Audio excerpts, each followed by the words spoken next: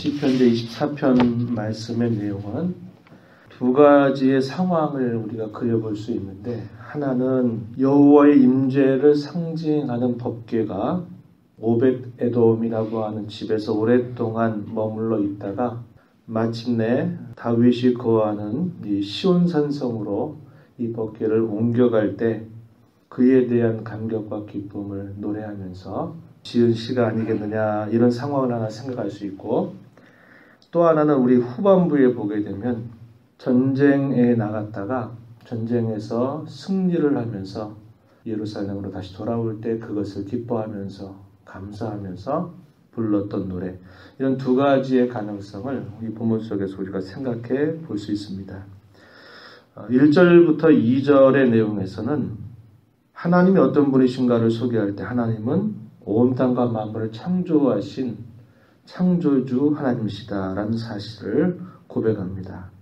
경배하는 그 하나님은 단순히 자기 민족의 하나님, 자기들의 하나님이실 뿐만 아니라 온 천지와 만물을 지으신 위대하신 창조주 하나님이시다.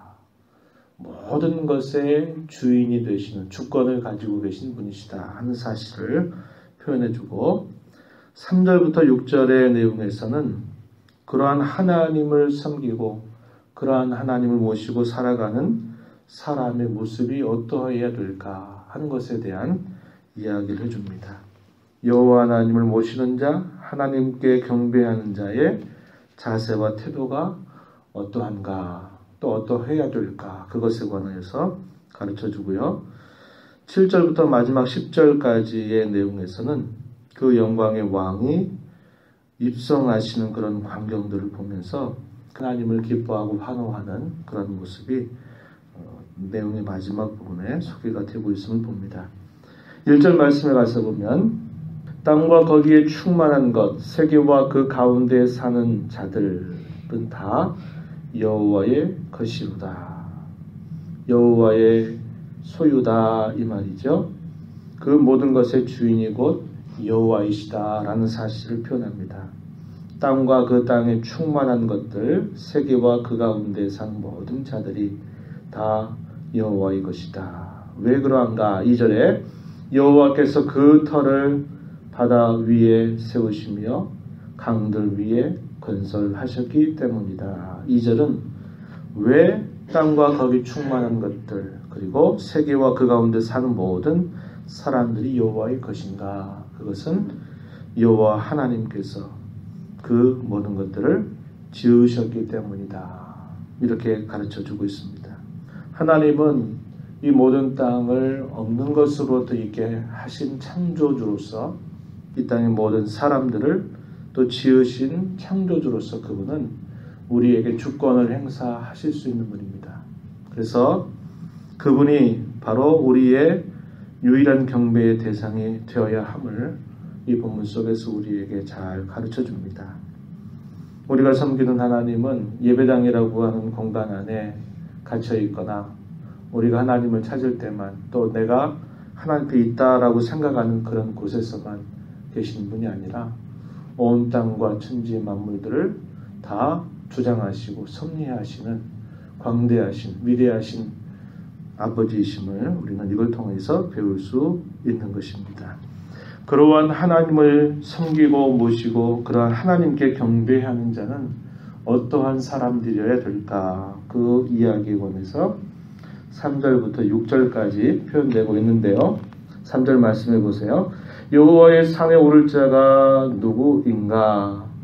그의 거룩한 곳에 설 자가 누구인가? 이렇게 말하면서 여호와의 산에 오를 자, 그의 거룩한 곳에 설 자는 4절에 곧 손이 깨끗하며 마음이 청결하며 뜻을 허탈한 데에 두지 아니하며 거짓 맹세하지 아니하는 자다. 이렇게 말합니다. 손이 깨끗하다, 마음이 청결하다, 이 말은 우리가 이해하는데 어렵지 않으리라 생각합니다. 우리의 속 마음, 우리의 겉의 모습, 이것이 일치하고 청결하고 깨끗해야 된다라는 사실을 우리에게 알려주고 있습니다. 우리의 마음가짐과 우리의 행실이 진실하고 그것이 거짓되지 않아야만 된다라는 것을 우리에게 알려주고요. 뜻을 허탄한 데 두지 아니한다. 이 말은 일반적으로 이렇게 표현하기도 하지만은 또 다른 번역을 우리가 보면 그의 영혼을 우상에게 두지 아니한다. 그렇게도 번역이 되는 표현입니다. 우상에게 어떤 뜻과 마음을 두고 하나님 외에 다른 것에 어떤 관심을 두고 하는 것들을 하지 않는다. 이렇게 표현하는 말로 볼 수 있고요. 거짓 맹세한다. 이 말도 역시 그 거짓된 우상을 향해서 뭔가를 거짓된 걸 소원하는 것들을 말하는데 역시 거짓된 모든 그런 것들을 멀리하는 사람이어야만 된다. 하나님을 경배하는 자로서 해야 할 것은 무엇이고 하나님을 경배하는 자로서 하지 말아야 될 것은 무엇인가 하는 것을 잘 정돈하고 잘 준비하는 자, 그러한 자가 여호와의 산에 오를 자, 그 거룩한 곳에 설 자라고 이렇게 가르쳐 주고 있습니다. 우리가 앞에서 읽었던 시편 제15편에서도 그렇게 표현하죠. 비슷한 표현들을 해주고 있는데 거기에선 주의 장막에 머무를 자가 과연 누구인가, 주의 성산에 사는 자가 과연 누구인가 라고 말하면서 하나님을 경배하는 자, 하나님을 모시는 자의 마땅한 자세가 어떠해야 될까 하는 것에 관하여서 가르쳐 주고 있습니다. 우리가 하나님을 섬긴다고 말하면서 우리의 모습이 그 섬기는 자에 마땅한 그런 태도와 모습을 우리가 관심을 두지 않는다면 하나님을 욕되게 하는 것이 될 수 있는 것입니다. 그렇다면 우리가 여기서 말하고 있는 것처럼 완전하게 그렇게 우리가 할 수 있을까라고 말할 때는 언제나 그렇게 할 수 없습니다. 그것이 우리가 가지고 있는 부족함이고 연약함이죠. 그래서 좀 더 우리에게 가르쳐주는 내용들을 주의해 보면 6절 말씀에 뭐라고 표현하냐면 여호와를 찾는 족속, 야곱의 하나님의 얼굴을 구하는 자라고 이렇게 표현합니다. 그들은 어떻게 여김을 받는다 이야기합니까? 5절에 여호와께 복을 받는다. 구원의 하나님께 의를 얻는다. 무슨 말입니까? 하나님을 합당하게 경배할 수 있는 그런 자격을 부여받는다. 이렇게 이해할 수 있는 표현입니다. 우리가 하나님 앞에 온전하고 완전한 자가 되어야 하나님을 섬길 수 있는 자가 된다. 그런 말이라기보다는 언제나 하나님을 찾고 하나님의 얼굴을 구하는 자로서 하나님 앞에 예배할 수 있는 자격을 얻는 것임을 우리에게 가르쳐 줍니다. 우리의 행실의 거룩함이 갖추어져야 된다라기보다는 근본적으로 하나님의 자비로운 하나님의 은혜에 의존하는 자, 하나님의 얼굴을 구하는 자, 하나님을 바라보는 자, 그러한 자들이야말로 하나님 앞에 경배할 수 있는 자, 하나님을 모실 자의 마땅한 모습임을 가르쳐 줍니다. 그러한 자들은 당연히 어떻게 할까요? 그의 마음을 속일 수가 없고 그의 행실에 거짓되는 것들을 꾸며낼 수가 없는 것입니다. 왜 그럴까요? 경배받으신 하나님이 우리의 속 마음을 다 감찰해 보시는, 감찰하시는 그런 하나님이시기 때문에 우리가 거짓되고 잘못된 것들을 하나님께 고백하는 자가 돼서 용서를 구해야지, 우리가 그것을 아닌 것처럼 하나님 앞에 무엇인가를 꾸며대고 하는 것이 잘못된 것임을 우리는 잘 깨달을 수 있다라는 것입니다. 한 주간 동안 우리가 흩어져 살아가면서 역시 주님의 교회로 우리의 삶의 자리에서 살아갈 겁니다. 하나님은 마땅히 우리의 찬양과 경배를 받으시기 합당하신 분이시고 그분은 우리의 소유권을 주장하는 주권자이심을 우리는 잊어서는 안 됩니다. 가정에서 또 여러분이 일하는 현장 속에서 다양한 사람을 만나는 그런 사람들 속에서 하나님의 주재권, 하나님의 주권을 여러분들이 인정해 드리는 삶을 살아가시기 힘쓰십시오. 그러한 삶의 열매를 가지고 주 앞에 나와서 경배받기를 원하신다고 하는 것입니다. 마지막 7절부터 10절의 내용은 문들아 영원한 문들아 머리를 들어라 이렇게 표현하죠. 왜냐 영광의 왕이 들어가시기 때문이다. 예루살렘으로 언약궤가 들어오는 겁니다. 들어올 때 그 언약궤가 들어오도록 문을 열라고 하는 말인데 이게 무슨 말일까요? 실제적으로는 그런 상황을 이야기하는 것 같지만 이것은 우리에게 의미를 전달해 주고 있는 그런 표현이죠. 하나님을 경배하는 성도 자신의 마음의 문을 활짝 열 것을 말하는 겁니다. 우리의 마음을 열고 하나님의 오심을, 하나님의 임재를 기뻐하고 맞아들이는 그런 자세를 이렇게 표현한 것입니다. 그 영광의 왕은 어떤 분이시냐라고 말할 때 8절에서는 이렇게 말합니다. 영광의 왕이 누구시냐? 강하고 능한 여호와시고 전쟁에 능한 여호와시다. 이렇게 표현했습니다. 강하고 능한 여호와, 전쟁에 능한 여호와. 뭘 말할까요? 아까 그런 상황을 우리에게 그려주는 겁니다.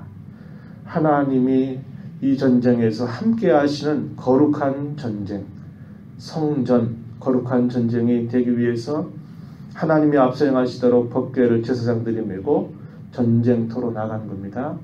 여호와 이름으로 싸워서 대적자들을 파하고 승리하면서 돌아오는 전쟁에 능하신 여호와 하나님, 그 왕이 곧 영광의 왕이시다. 그 영광의 왕을 맞아 드려라. 이렇게 이해할 수 있는 표현임을 이야기했습니다. 또 마지막 10절에 가서 보면 또 비슷한 문구를 반복하다가 또 묻습니다. 영광의 왕이 누구시냐? 만군의 여호와께서 곧 영광의 왕이시로다. 만군의 여호와, 이것은 어떤 의미라고 했냐면 여호와라고 하는 이름은 하나님이 약속하신 그 내용에 신실하신 분이다.